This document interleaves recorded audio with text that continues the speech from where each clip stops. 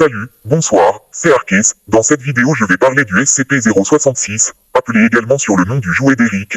Le SCP-066 était avant classifié d'objet de classe sûre, avant l'arrivée d'un incident qui a changé drastiquement en classe Euclide, mais, du coup, qui est ce SCP?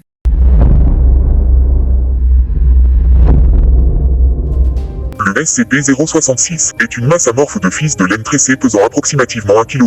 Des fils de SCP-066 peuvent être manipulés individuellement. Lorsque cela est fait, une note de la gamme diatonique, CDEFGAB, est émise par l'objet. Lorsqu'une série de 6 notes ou plus est produite, SCP-066 produit un effet bénin de nature et de durée variable. SCP-066 ne répondra pas aux manipulations tant qu'un de ces effets est en cours. Avant l'incident 066-2, les résultats incluaient la transformation de SCP-066 en petit chaton calico pendant 17 minutes. Le chaton a démontré une attitude amicale et joueuse, et semblait stérilisé et dépourvu de griffes. Une chanson jouée à la guitare acoustique, d'une durée de 4 minutes, accompagnée vocalement par le chanteur, compositeur, supprimée. Les paroles incitaient l'auditeur à ne pas se servir d'objets coupants en l'absence des parents. Un petit gâteau au chocolat, avec un glaçage au chocolat et une bougie plantée au sommet. Les notes produites avant cet effet correspondaient aux premières notes de « Joyeux anniversaire ». SCP-066 répondit de nouveau après la consommation du dit gâteau. Procédure de confinement spécial, SCP-066 doit être conservé dans un coffre du site 21. Tout membre du personnel de niveau 2 ou supérieur peut mener des expériences sur SCP-066 après avoir rempli les formulaires appropriés. Les chercheurs peuvent rapporter les résultats dans le rapport d'expérience 066 bêta.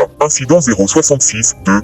Le 18 avril 2008, D066-4437 reçut l'ordre d'utiliser une paire de ciseaux pour retirer une partie de SCP-066 pour un test. Cependant, lorsqu'il commença à le découper, SCP-066 s'éloigna d'un mètre en roulant sur lui-même avant de s'arrêter et d'émettre un son couinant non identifiable. Avant qu'il puisse recevoir de nouvelles instructions, D066-4437 essaya encore de le couper. SCP-066 roula de nouveau un peu plus loin et prononça la phrase « Es-tu Eric ?» En réponse. Après que D066-4437 ait répondu par la négative, SCP-066 se transforma en son état actuel, voire photo attachée, et commença à émettre de graves notes dissonantes en staccato jusqu'à ce que D066-4437 soit escorté hors de la pièce. Suite à l'incident 066-2, SCP-066 commença à présenter un comportement hautement différent de ses propriétés antérieures. SCP-066 montre désormais une mobilité significative, principalement par une capacité à bouger des parties de lui-même à très grande vitesse. Même si SCP-066 ne peut ou ne veut pas utiliser cette capacité pour se déplacer, il tentera occasionnellement d'endommager son confinement en frottant ses fils contre les côtés de la boîte, l'usant progressivement. Ce procédé est anormalement efficace si l'on considère les matériaux impliqués. Modification du confinement de 066. SCP-066 doit être conservé dans une boîte en carbure de tungstène dans l'espace de stockage des objets de grande valeur du site 21. Une fois par mois, cette boîte doit être inspectée manuellement pour déceler d'éventuels dommages de sa surface intérieure à 1. Si des dommages sont constatés,